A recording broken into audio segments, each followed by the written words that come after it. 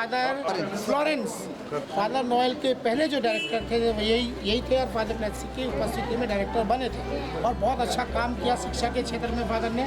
अब वो दूसरी जगह पर काम कर रहे हैं। बहुत सारे बच्चे इनके हाथ से भी पल के बड़े हुए हैं, डायरेक्टर रह चुके हैं फादर। सबसे बड़ी बात यह है कि जिस केस से भी आप संबंध रखते हो, अगर उसकी प्रमुख, जैसे कि बाइबल का उदाहरण दिया, ये कुरान शरीफ की बात हो, अगर उसको जीवन में वो न उतारा जाए तो फिर उसको मानने वालों के साथ अन्याय होगा। और फादर प्लेसी ने बाइबल के संदेश को अपनाकर समाज के सामने सच्चा खरा आदर्श स्थापित किया।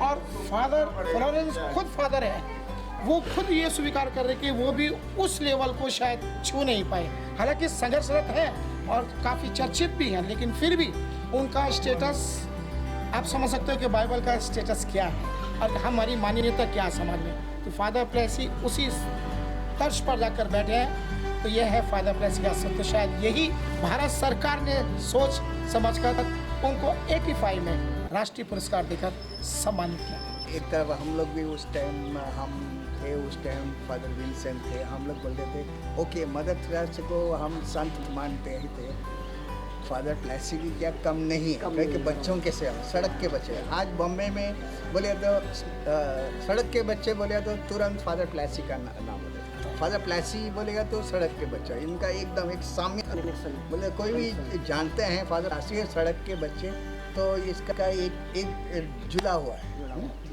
तो ऐसे है उनका। आज के दिन जो संदेश दिया गया है, क्या कहना चाहिए?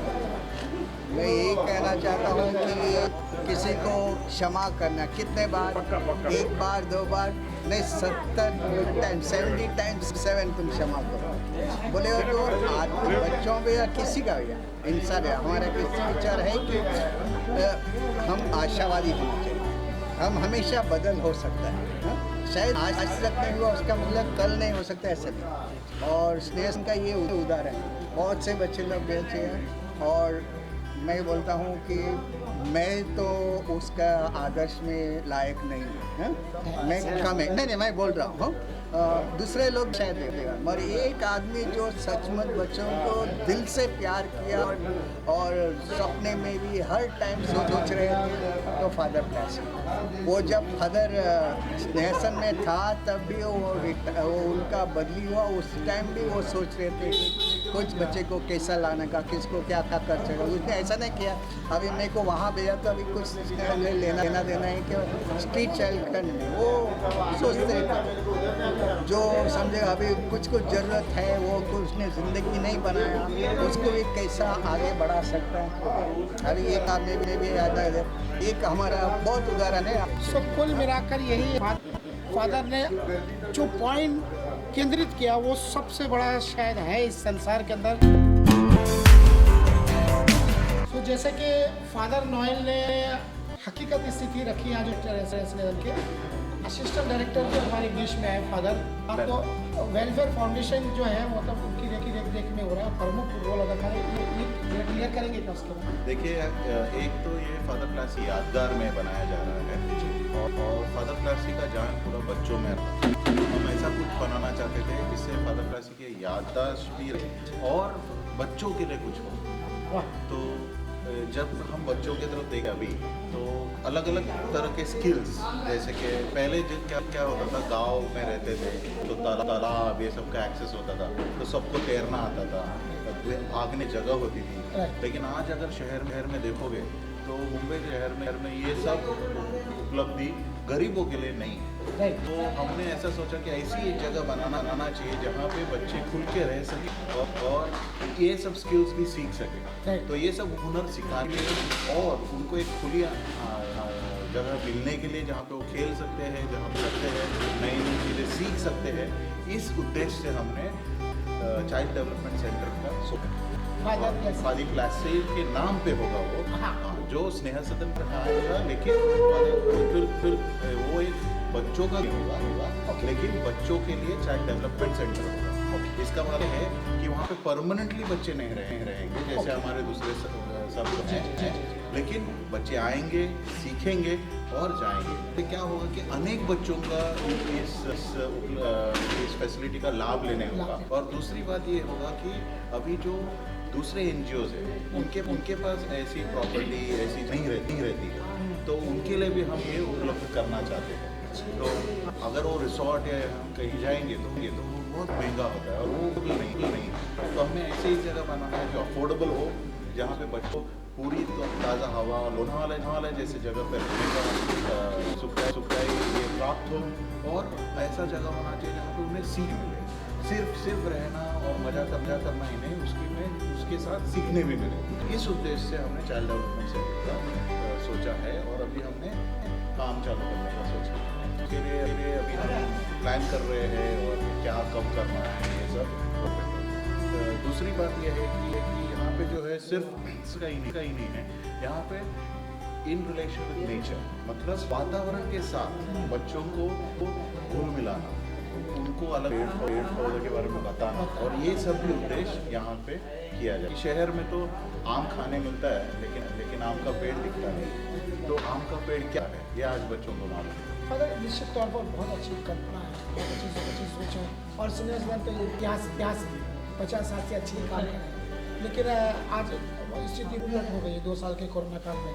इतना बड़ा प्रोजेक्ट निश्चित तौर पर बड़ा काम है, बड़ी सोच है और सक्सेस भी हुआ 100%। लेकिन जो बजट होता है, जो आर्थिक स्थिति होती है उससे भी कहीं ना कहीं हर कोई है, तो क्या इसमें कहीं अड़चन, कहीं कुछ सहयोग, कुछ ऐसा सोचते हैं आप? क्या सही बात है, हमने देखा है आर्थिक तौर पे हमें बहुत मदद की जरूरत है। जो प्रोजेक्ट है ये करीबन 3.5 करोड़ के ऊपर का प्रोजेक्ट है, तो 3.5 करोड़ का प्रोजेक्ट। तो जो फंड हम एक्सपेक्ट कर रहे हैं वो सब, हमारी सबसे बड़ी दिक्कत ये है कि स्नेहा सदन के बच्चे जो यहाँ से पास आउट हुए वही हमारी सबसे बड़ी बात है। उन्हीं को अपील करते हैं मेनली कि वो और उनके माध्यम से जिनको वो पहचानते हैं उनको वो जाके कांटेक्ट खाए कि हमें ऐसी मदद की ज़रूरत है, ऐसे एक जगह बनाना है हमें बच्चों के लिए, ऐसा एक वातावरण बनाना है जहाँ पे बच्चे खुल मिल के खुले आसमान में रह सके और अच्छे फैसिलिटीज़ में अच्छी तरह से सीख,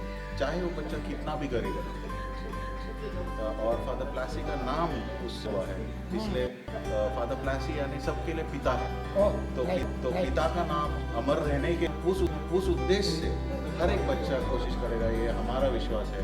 और ऐसे पहले हम खड़े हैं और हमें पता है कि सब हाथ मिलाएंगे तो ज़रूर होगा। आप फादर हो, आपका पूरा काम क्या? लेनॉय जोस, आप सिंगर असिस्टेंट डायरेक्टर। पद है ये नजर देखने वाली बात है, क्योंकि एक मिशन से जुड़े हुए और परमिशन मिलने के बाद इस प्रकार का प्रोजेक्ट सामने आया। अक्सर ऐसा होता है, काम का कैरेक्टर का पावर होता है। फादर प्लासी ने वो जीत अर्जित कर ली, शायद इसीलिए माने कहना चाहता हूँ। यस, फादर प्लासी के नाम पे ऐसे परमिशन बहुत कम मिलता है कि नाम चालू हो, और फादर प्लासी ने वो मुकाम हासिल किया है जो 40 वर्ष उन्होंने सदन में बिताए एज अ डायरेक्टर। 35 वर्ष के आसपास उन्होंने बिताए और वो असिस्ट कर रहे थे दूसरे डायरेक्टर। तो उस दौरान उन दिनों में उन्होंने ऐसा मुकाम हासिल किया है कि उनका नाम हमेशा स्नेह सदन में याद किया जाना चाहिए। और ये कोई छोटी बात नहीं है कि उनका नाम से एक इंस्टीट्यूट बनाने का परमिशन, और निश्चित रूप से ये सक्सेस होगा, ये हमारा विश्वास है। एक पहल तभी होती है जब आधार मजबूत होता है। फादर प्लासी ने 40 साल इस पहल को पैदा करने के लिए लगा दिए अपने जीवन के, और हजारों बच्चों को आधार देकर मजबूती दी है। और फादर आज निकले हैं उसका ध्वज लेकर कि ताकि उनका जो लक्ष्य है इंसानियत के सक्सेसफुल। तो हमारी भी शुभकामनाएं, छोटी पत्थर डालती रहती है, हमारी भी शुरुआत है। Thank you. मैं रशीद रसिक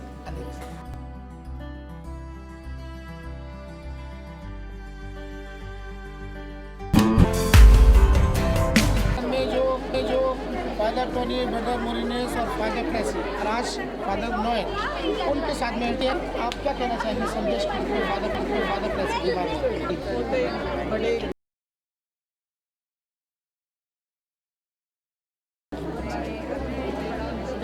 वो खुद बुजुर्ग हो गई है, आज उम्र के उस पड़ाव पर है कि जिनको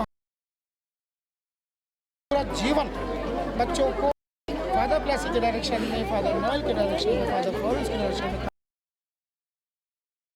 सदन का रियल परिचय। आपका नाम बताइए थोड़ा। श्रीजा। श्रीजा दीदी, बच्चों की दीदी।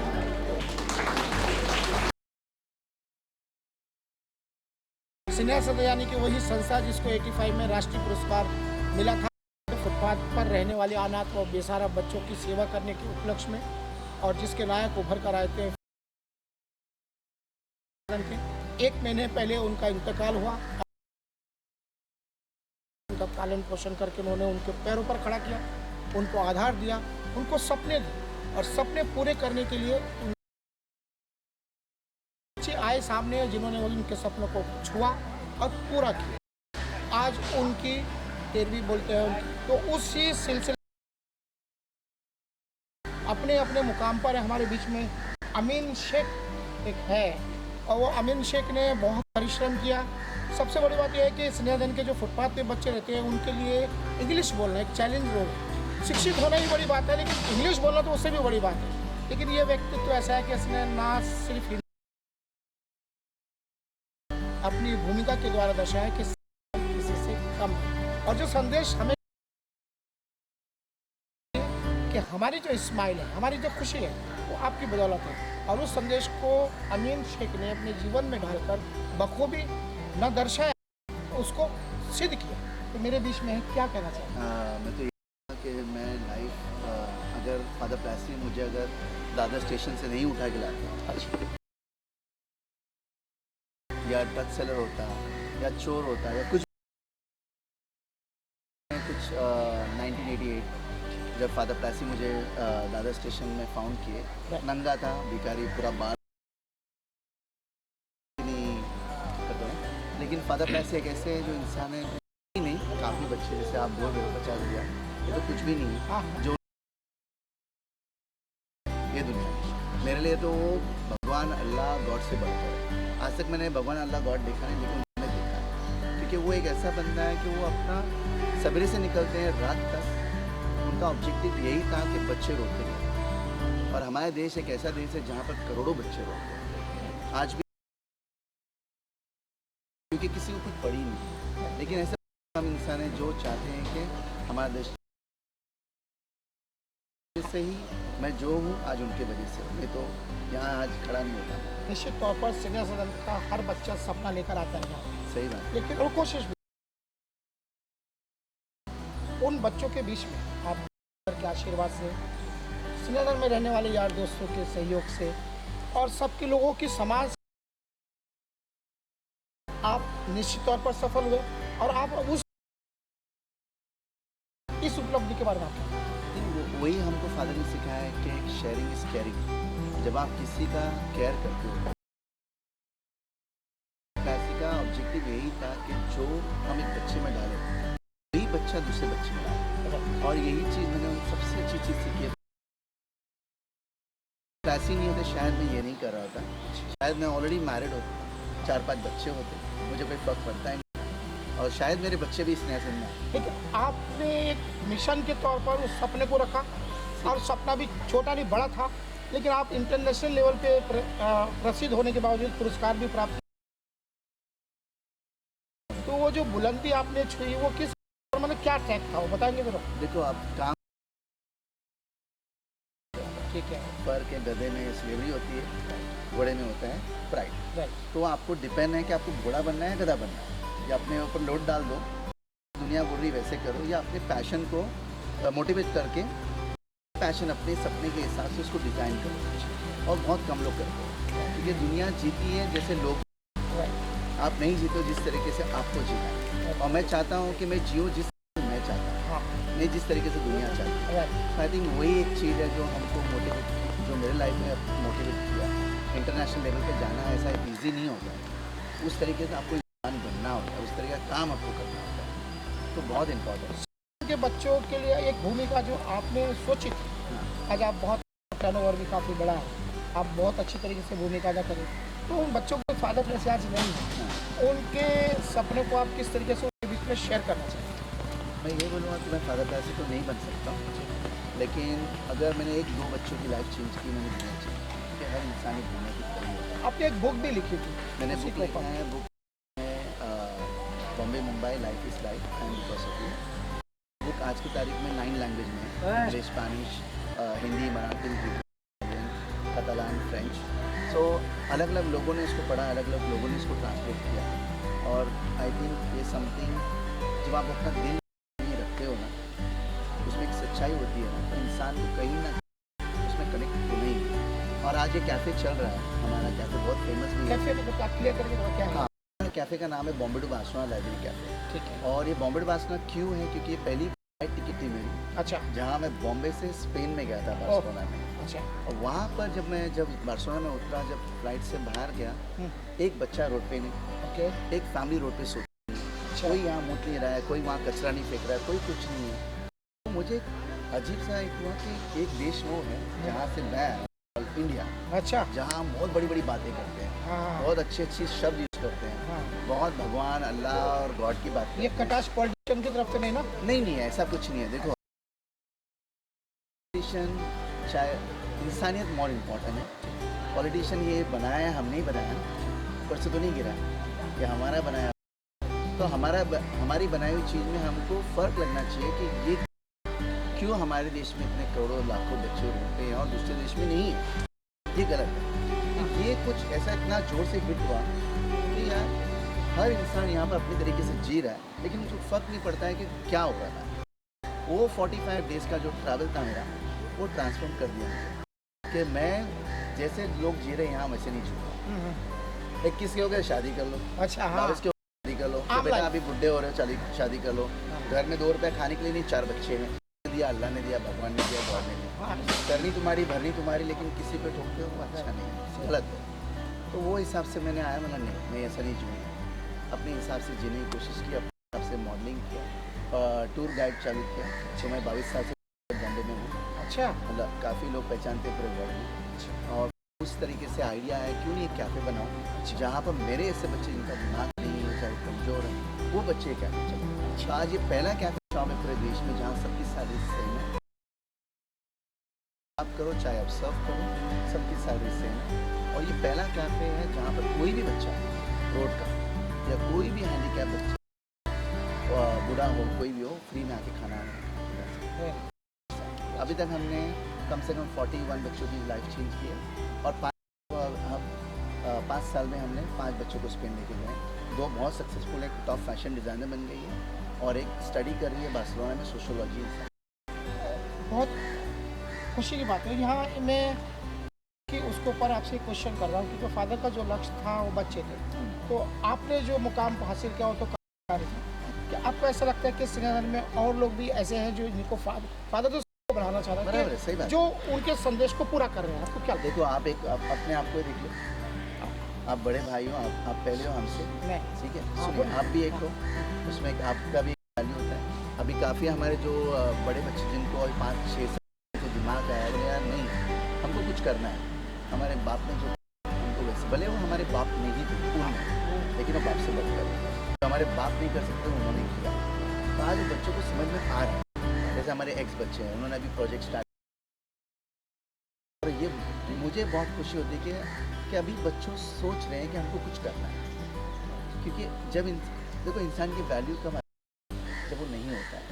आज फादर प्लासी नहीं है हमारे बीच में, लेकिन चाहता है कि फादर प्लासी हो, और ये बहुत बड़ी बात है। वो है, हाँ वो है, के अंदर वो है, उनके ड्रीम में। और कभी बहुत सारी ऐसी बातें हैं जो नहीं होते हैं ना, उनको होने का एहसास इंसान कहीं ना कहीं फाइंड आउट करता है। आकर यही है कि जीवन में लोग आते हैं और चले जाते हैं, ये परंपरा, लेकिन उनके आने का एक अर्थ होना चाहिए जो फादर प्लेसी ने संदेश दिया है। और अर्थ छोटा मोटा नहीं, समुद्र के जैसा विशाल, आसमान के जैसा बुलंद चाहिए। और शायद फादर प्लेसी ने उस जज्बात को उन बच्चों के अंदर भरने की कोशिश की कि जिनका ना आधार ना आस, जिनको हम फुटपाथ, स्ट्रीट और फादर स्ट्रीट, इसलिए उनको कहते हैं कि फुटपाथ का बाप। और उस बाप का बच्चा यहाँ पर खड़ा है जो आज पूरे डंका बजा रहा है विश्व भर। और ऐसे अनगिनत, इनके लिए इस हिसाब से तो नहीं, हर बच्चा अपने अपने फील्ड में आज उनके 13वीं के ऊपर उपस्थित हो रहा है। और हमने ऐसे कुछ, क्योंकि बच्चे तो हज़ारों हैं, लेकिन कुछ गिने चुने बच्चों को हमने प्रस्तुत की, उसमें से अमीन शेख है। और निश्चित तौर पर संतुष्ट होगी कि इनके जैसे उनके विचारों, उनके संदेश को और उनके बात को समझ रहे हैं और जी रहे हैं। DHL में पूरे नासिक का पूरा कंट्रोल इनके हाथ में। सृजन के लड़के हैं, कितने लोग काम करते हैं उनके अंदर। ये उपलब्धि है सृजन के बच्चों की। क्या नाम है आपका? ये सब फादर प्लेसी का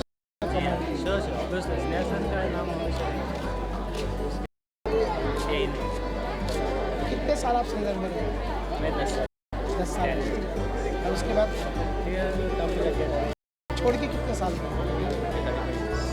मतलब छोड़ के 45 ईयर्स हो गए। उसके पहले तैयारी की थी आगे बढ़ने की और आशीर्वाद मिला, आज सक्सेस है।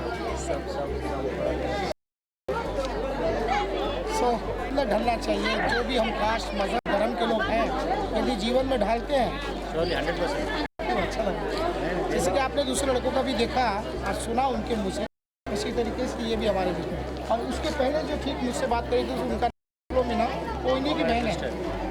ये दोनों भाई बहन थे और हम भी साथ थे उसी वक्त। बड़ा वाला उधर खड़ा है, वो फ्रांसिस।